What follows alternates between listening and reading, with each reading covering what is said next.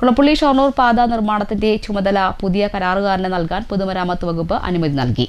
മലപ്പുറം കേന്ദ്രീകരിച്ച് പ്രവൃത്തികൾ ഏറ്റെടുത്ത് നടത്തുന്ന അഹമ്മദ് കബീർ എന്ന വ്യക്തിക്കാണ് ദർക്കാസ് അംഗീകാരം ലഭിച്ചത്.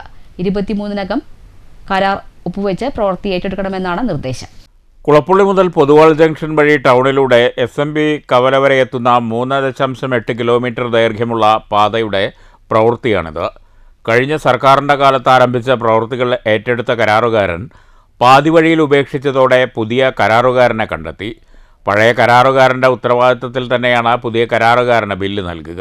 ഏറ്റെടുത്ത പുതിയ കരാറുകാരനും ഇതുവരെ കരാർ ഒപ്പിട്ട് പ്രവൃത്തികൾ ഏറ്റെടുക്കാത്തതിലും PWD അധികൃതർക്ക് ആശങ്കയുണ്ട്.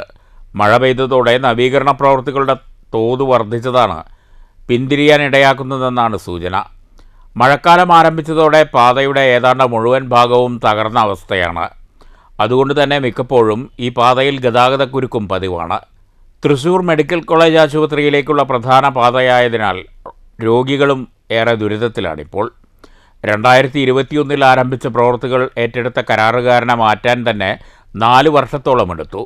6 മാസത്തിനകം പൂർത്തിയാക്കേണ്ട പ്രവൃത്തികളാണ് 5 വർഷം കഴിയുമ്പോഴും പാതി വഴിയിൽ നിൽക്കുന്നത്.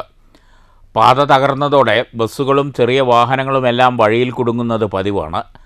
കുളപ്പുള്ളി ടെക്നിക്കൽ ഹൈസ്കൂളിന് മുന്നിലെ കുഴിയിൽ വീണ് നഗരസഭാ കൗൺസിലറുടെ കാലൊടിഞ്ഞതുൾപ്പെടെ വലിയ വിവാദവുമായിരുന്നു.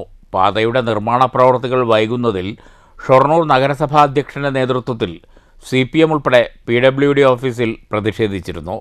കോൺഗ്രസ് BJP പ്രവർത്തകരുടെ പ്രതിഷേധവുമുണ്ടായി.